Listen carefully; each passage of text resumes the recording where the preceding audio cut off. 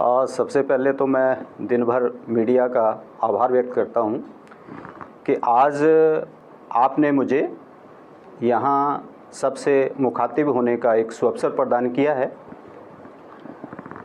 आपने एक प्रश्न किया है कि मैं अपना परिचय सबके सम्मुख रखूं।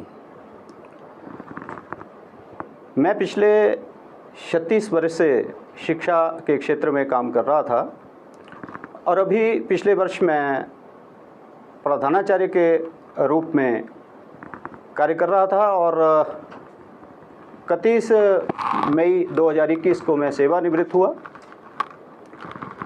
अकेडमिशियन होने के साथ साथ एक समाज सेवा का जज्बा अपने मन में सदा ही रहा है। तो लगभग 32 वर्ष से संगठन में काम कर रहा हूँ और ऐसे अनेक संगठन हैं जिनके दायित्व को मैं आज निर्वहन कर रहा हूँ। कुछ आपकी जानकारी के लिए भी मैं बता रहा हूँ कि पिछले लगभग 4 वर्ष में हिमाचल महासभा ट्राइस्टी चंडीगढ़ के अध्यक्ष के रूप में मैंने काम किया और उसके बाद एक हमारी अखिल भारतीय सामाजिक संस्था संघ है, उसके राष्ट्रीय सचिव संगठन के नाते मेरे पास दायित्व है। इसके साथ साथ क्योंकि मैं हरोली का रहने वाला हूं, तो हरोली में भी समाज क्षेत्र में एक हरोली जनहितकारिणी सभा काम करती है, तो उसके चेयरमैन के नाते मेरे पास दायित्व है।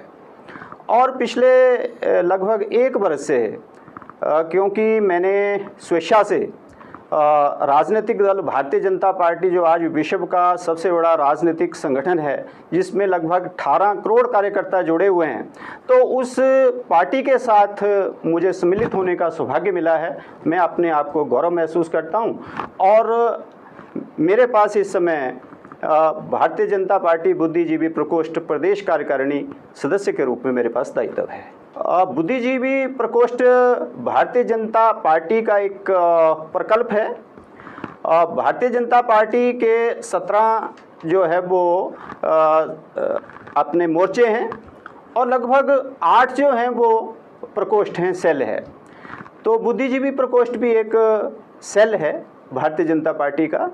जैसे एक शरीर के लिए हम सबको जीने के लिए ऑक्सीजन की ज़रूरत है, उसी प्रकार से इस भाजपा रूपी शरीर को अग्रसर करने के लिए, चलाने के लिए अनेक संगठन जो हैं वो भाजपा के साथ जुड़े हुए हैं। चाहे वो मोर्चे हैं, चाहे वो प्रकोष्ठ हैं, चाहे वो महिला मोर्चा है, चाहे वो युवा मोर्चा है, चाहे वो अनुसूचित जाति मोर्चा है, चाहे वो जनजाति मोर्चा है, ऐसे अनेकों मोर्चे जो हैं वो भारतीय जनता पार्टी को आगे बढ़ाने में सब जो है वो एक सहायक के रूप में काम कर रहे हैं।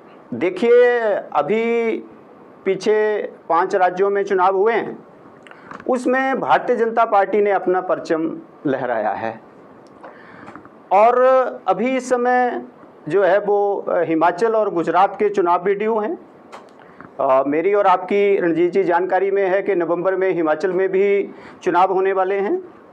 तो भाजपा ने ये तय किया है कि इस बार के चुनाव में एक मिथ को हम तोड़ेंगे और हिमाचल के अंदर 2022 में हम भारतीय जनता की की सरकार रिपीट करेगी और उसके लिए पूरा संगठन जो है वो एकजुट है, एकमुठ है और सब जो है मिशन रिपीट के लिए आज पूरी भारतीय जनता पार्टी जो है वो लगी हुई है। देखिए, मैं इस समय भारतीय जनता पार्टी का एक छोटा सा कार्यकर्ता हूँ और लोकतंत्र के अंदर टिकट का अनुरोध करना, टिकट मांगना, ये प्रत्येक कार्यकर्ता जो है वो इस दायित्व को निभा सकता है।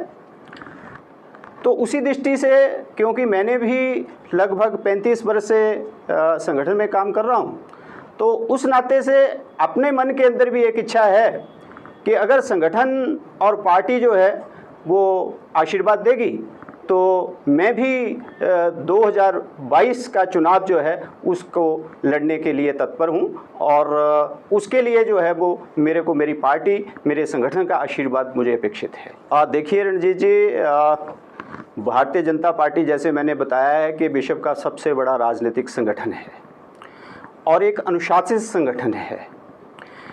किसी भी व्यक्ति को कौन सा दायित्व देना है ये संगठन का विषय है और ये संगठन का ही प्रेरोगेटिव है कि किस व्यक्ति को किस समय कौन सा दायित्व देना है।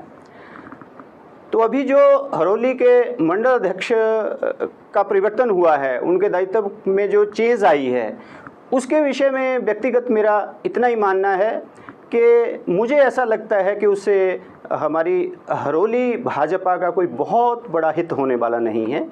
और मुझे लगता है कि अगर हम समय की नज़ाकत को समझ करके इस निर्णय को लेते तो शायद ये निर्णय और भी ज़्यादा उपयोगी होता।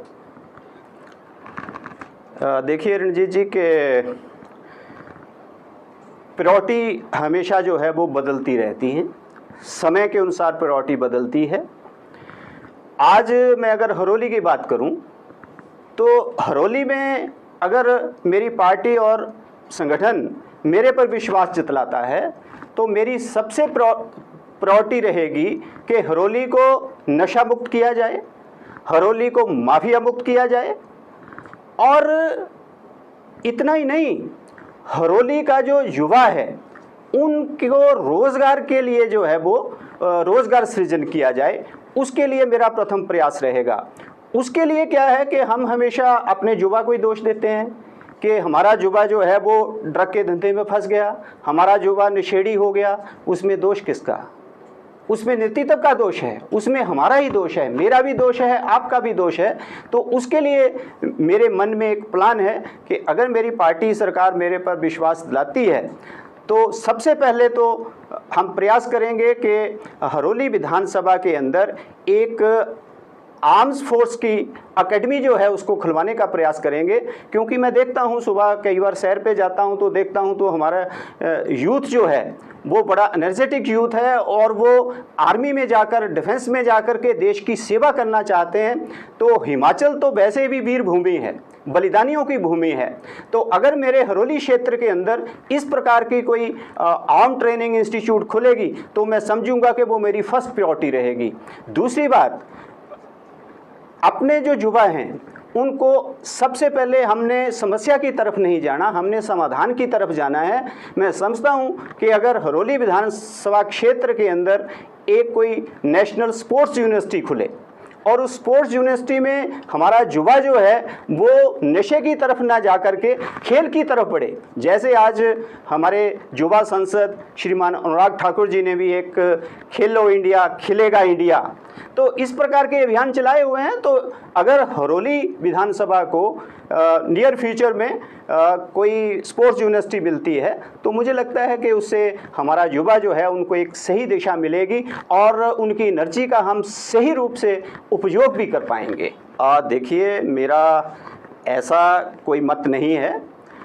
पिछले अगर 4.5 साल आप हरोली विधानसभा क्षेत्र को ही देखें तो मुझे नहीं लगता कि कोई बहुत बड़ा हादसा हरोली क्षेत्र में हुआ है। उससे पूर्व जो सरकारें रही हैं उस समय हरोली के अंदर हमारा जो यूथ है, कितनी घरों के अंदर जो है वो चिराग बुझे हैं, कितनी माताएं हमारी बहनें जो हैं वो आज जो है वो उस समय को याद करके आज रोंगटे खड़े हो जाते हैं प्रत्येक आदमी के। हरोली की क्या दुर्दशा जो है वो हुई थी। लेकिन इस समय जो भाजपा सरकार है, भाजपा की सरकार में मैं ये नहीं कहता कि पूर्णतः नशा जो है उस पर विराम हो गया है, नहीं, लेकिन हमारा प्रयास जो है वो बड़ा पॉजिटिव प्रयास है और आगे भी हम चाहेंगे कि हरोली को नशा मुक्त किया जाए और इसको हम करके ही छोड़ेंगे। जैसा आपने पहले पूछा है कि मैं हरोली का रहने वाला हूँ, हरोली के साथ में ही 1 किलोमीटर पे मेरा गांव है, सेंसवाल गांव है। तो क्योंकि मैं भी एक भाजपा का सदस्य हूँ, उस भाजपा के सदस्य होने के नाते मेरा जो प्रमुख संदेश है वो यही है कि 2022 में हम सब मिलकर के मिशन रिपीट करेंगे और हिमाचल के अंदर भाजपा की सरकार बनाएंगे।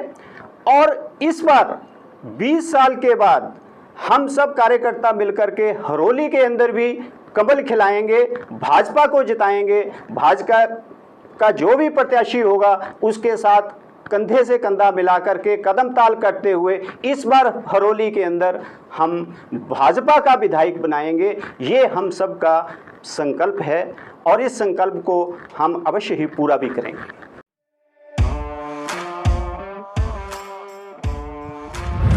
अब एंटरटेनमेंट के साथ साथ फिट रहना हो गया है और भी आसान। आपके अपने शहर महतपुर में खुल गया है आनंदराज पैरामेडिकल इंस्टीट्यूट और स्पोर्ट्स एकेडमी, जहां आप अपने मन चाहे खेल में एडमिशन ले सकते हैं। यहां पर badminton, table tennis, aerobics, yoga, dance, gym सभी उपलब्ध है। पैरामेडिकल इंस्टीट्यूट में आपको चिकित्सा विज्ञान का कौशल भी सिखाया जाएगा और एडमिशन के लिए उम्र की कोई सीमा भी नहीं। तो देर किस बात की है, आज ही पहुंचे Anandraj Malik paramedical institute and sports academy Mahatpur या संपर्क करें 8544797498 या 9816066778 पर।